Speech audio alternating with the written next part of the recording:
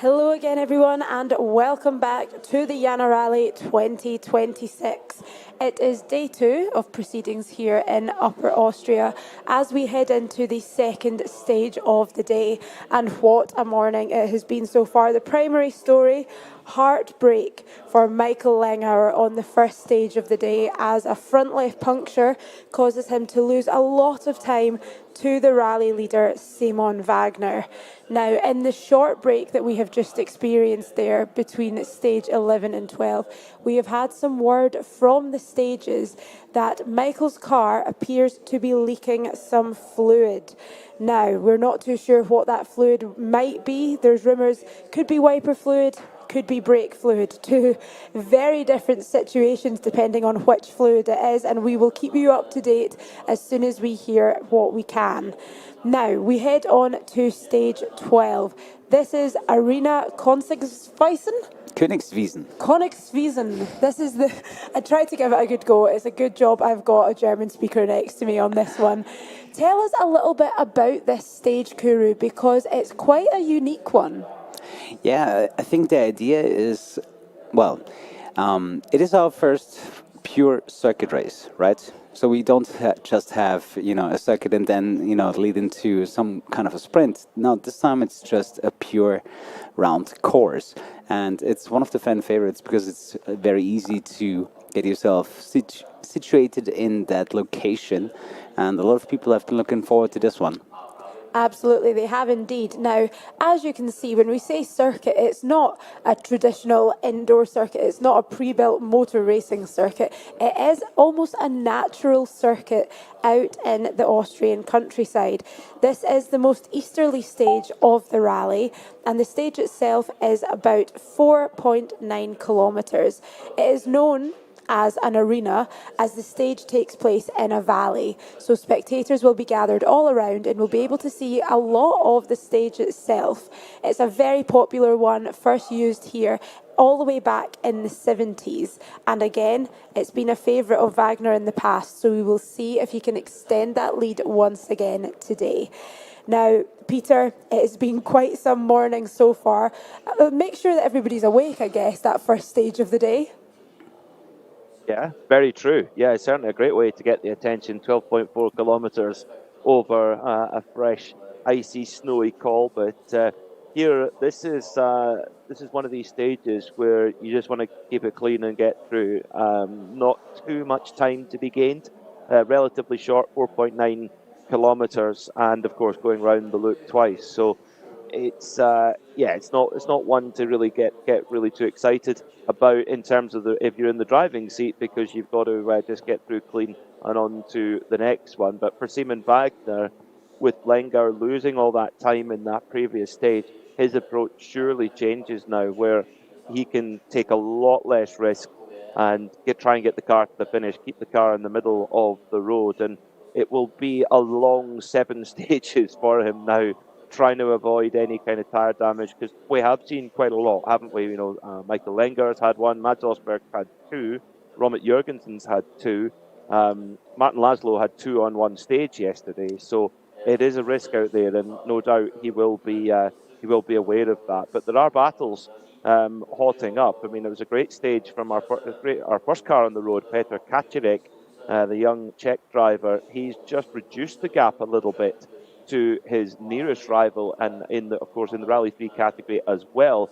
He took quite a bit of time out of Max Lichtenegger in the previous stage, and he's now only 22.4 seconds behind. So these Rally 3s that had a great day yesterday, they're having their own battle within the top 10. And we talked a bit about the tyres for those Rally 3 cars as well, but of course they had a really good road position yesterday, didn't they? And they don't have quite the same advantage on road position today, and that is telling. It certainly is. As we come up to the start line just now with Martin Rossgatterer, one of the drivers in one of those Rally 3 cars. We have a couple of onboards on the stage, and we will be following his stage closely. But while we wait for him to thunder off of the start line, let's just refresh our memory on the current standings. It is, of course, Simon Wagner that leads the way. He's extended his lead to Michael Langau. He now has 1 minute, 13 seconds, 0.6 to play with. It's now only 24 seconds between Michael Langauer and Hermann Neubauer in third. And then in fourth position, we have the first of our debut drivers, Mads Osberg, in fourth position, just 8.2 seconds behind Hermann Neubauer. And our top five is rounded out by Romet Jurgensen, who is 2 minutes and 38 seconds behind Simon, but crucially 52.6 seconds behind Mads Osberg, just in front. Let's have a little listen in to Martin and co-driver Andreas as they're on the start line, and perhaps, Kuru, if you hear anything interesting, you can let us know. I'll let you know.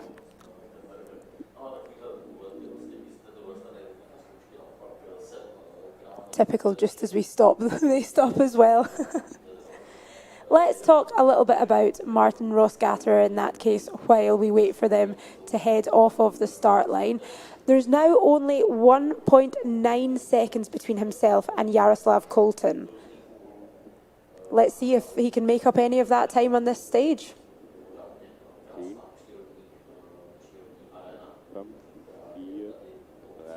Just a German countdown.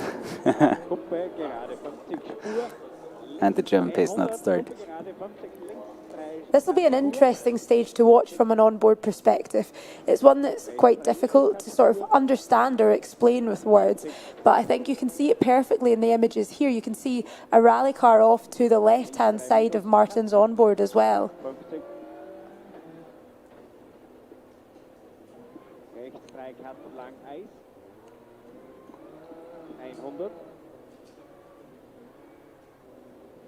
Got to be very careful here. If they go off the track here, there's no way they're coming back anytime soon. Absolutely. It's game over in that case. Peter, as you say, it's a short stage. It's not one that we expect to see any major drama on, but we also shouldn't be expecting to see many heroics here. What do you think will be the primary goal of people on this stage? Just get through cleanly. I think it's not one where you could really make a massive amount of time gap. So yeah, clean and tidy, nice clean run through and move on to the next one where there's a lot more technicality and there's more opportunity then to make a difference to your rivals. That being said, you know, when you're Martin Rossgatter and you're only 1.9 seconds behind the next driver in sixth place, which is Jaroslav Colton, yeah, it's difficult to keep that discipline, I suppose. But it's a long rally, the Jännerrallye, 18 stages, which, you know, we see that kind of stage count in WRC event. Okay, the stages themselves aren't quite as long as you would see in WRC, but it is, you know, it is a long event. I mean, in total competitive kilometres, you've got 166 competitive kilometres, so you're not far off at all a European Rally Championship event. So it is a tough rally, and it's, you know, mentally very, very taxing. Yes, it doesn't have the same mileage, but the surface changes that we saw yesterday between snow, ice, dry tarmac, muddy tarmac, cuts, pollution on the road, everything changing corner by corner and pass by pass. So it is, I mean, the drivers will be very tired by the end of this weekend because their brains are having to work overtime. They will indeed, and even although the rally distance isn't the longest that you'll see in events across Europe, there is a good bit of back and forth between the stages as well. They're covering lots of distance in between the competitive sections as well. Now we are sitting at the start line here with Romet Jurgensen and Sim Oya. They are the 7th car on the road. As we can see, one of the rally cars already in the stage, thundering past there. An interesting stage for them to contend with, something a bit different to what we've seen so far in the rally. Romet and Sim had some rotten luck yesterday, but will be going out today to try and put it right. They've still managed to hold a fantastic road position, all things considered. And I suppose from their point of view, they're not here to prove any points, but being a large international name and someone who's rising up the ranks, Kuru, you've got to assume that they want to put their very best foot forward. Oh, absolutely. And I think the weather is really helping out right now. It's an amazing countryside here to look at while they're going in circles. I think it's 2 laps for each car, and I think they got the best possible conditions for this. You know, with a little bit of sunlight, the snow is going to get a little bit more sticky, which is going to make it easier for the tires to grip. And I think it's going to help them out staying on the track, even on this quite interesting new circuit.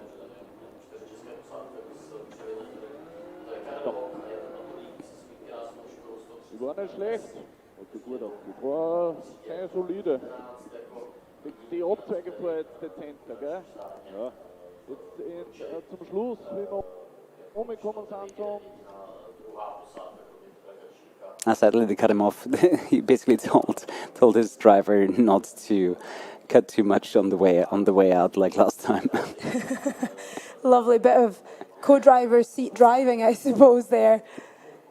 Now, on this stage, we do have onboards only, as opposed to the first stage of the day where we had a more full coverage.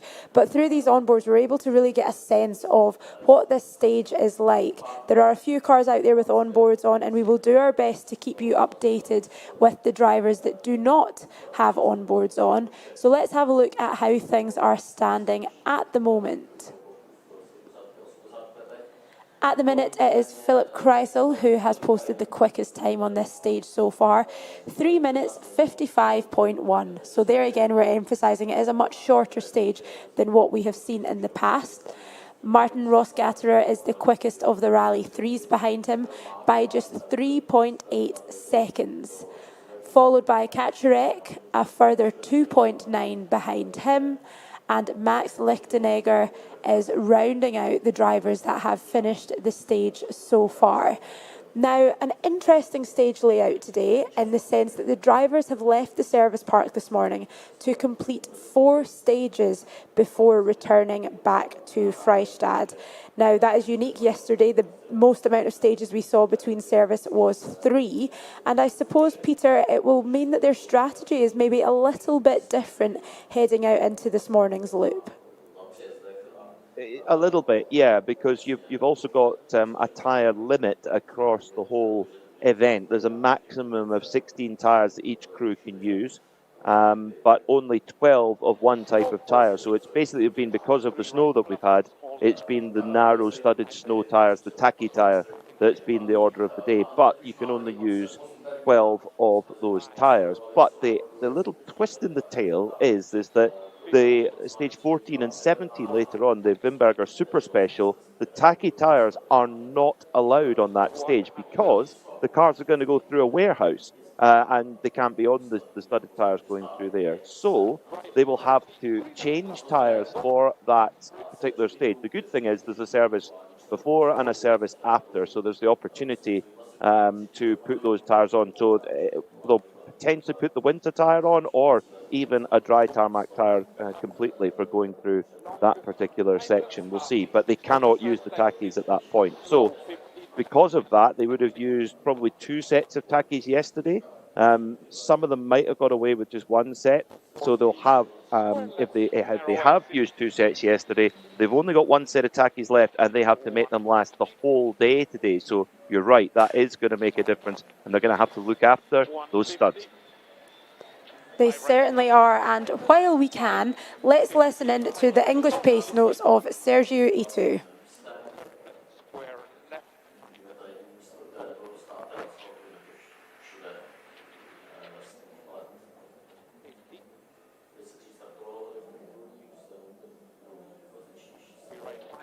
Items around base. 50. The connection not working too much in our favour just there. As I mentioned, Mads and Sergiu are the only 2 drivers in the rally using English pace notes, and as we are operating on an English-speaking stream at the minute, I figured it'd be quite nice to listen in while we can.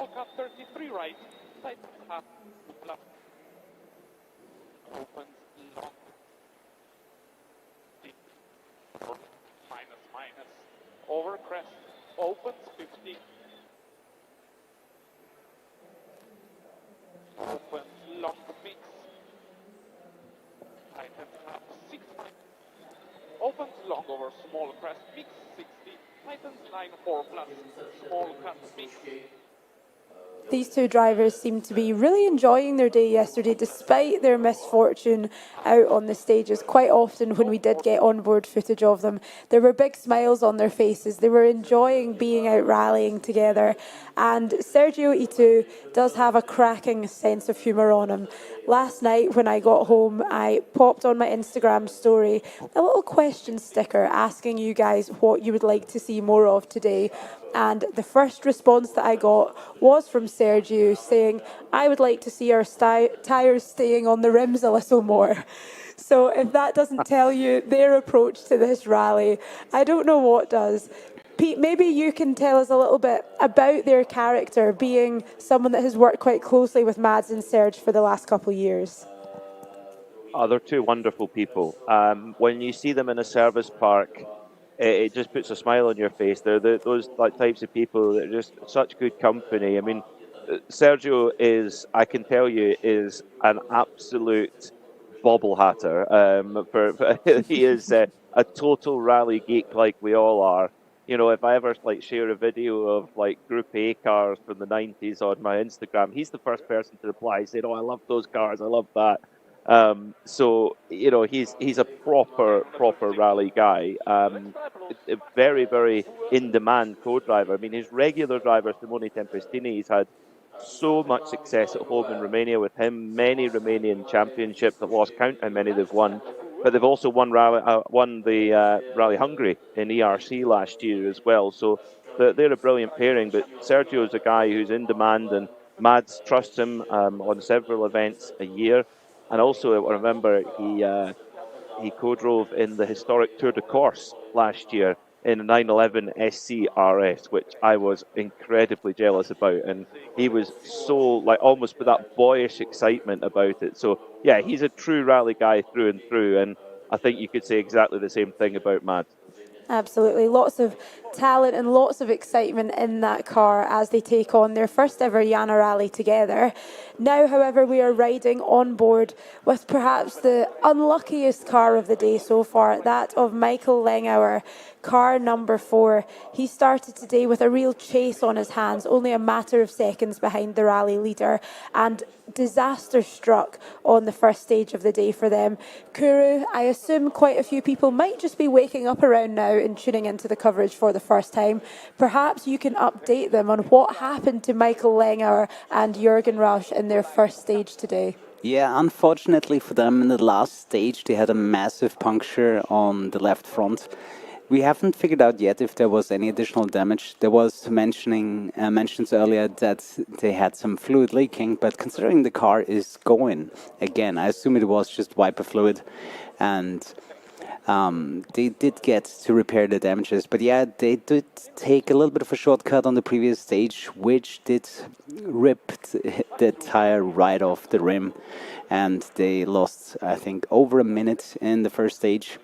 They're back in it again, but this is going to be very hard to come back from, unless, of course, Simon runs into a similar issue with his teammate later on. Hopefully that will not happen, but that would be their way back into competition for first place. Yeah, absolute heartbreak for the two of them this morning. It is now a 1 minute 13 second 0.6 gap between himself and Simon Wagner, who we are now seeing on the left-hand side of your screen. As we've mentioned, Simon now must be changing his approach to this rally because there is such a buffer there between the two of them. And as Kuru just alluded to there, we did hear some whispers from our spies out on the stages that there was some fluid leaking from Michael Langauer's car after the incident on stage 11. Luckily, it looks like everything is running quite fine, so we'll keep our fingers crossed it was just wiper fluid and nothing else too sinister. Let's have a listen to these German pace notes as they head around the arena.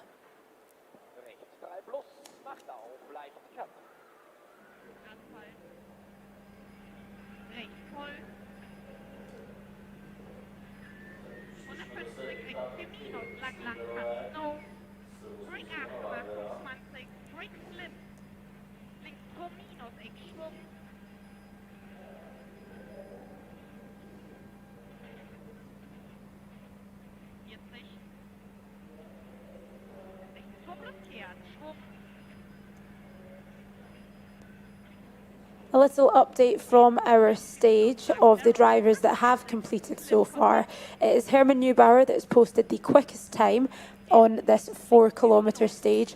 He's completed it in 3 minutes 50 seconds 0.5, and Robert Jurgensen is just ever so slightly behind, just 5/10 of a second. It is then in the third place at the minute goes to Mads Osberg, who is 4.1 seconds off of the leader, and again a very tight gap of just half a second between him and Philip Kreisel, who currently holds fourth. We could see there some of the officials or spectators at the stop line there having a little look at Michael Langauer's car, as we now ride on board with Simon Wagner and Hannah Osterländer. The two of these drivers leading the rally really do battle each other on the stages. Of course, it's Michael Langauer that's been successful here the last 2 years in the row, taking the rally win. But he did finish second to Wagner in the Austrian Championship. They do seem to just be constantly battling with one another. And you could see that Simon was very disappointed that that battle had come to somewhat of a close at the end of the last stage.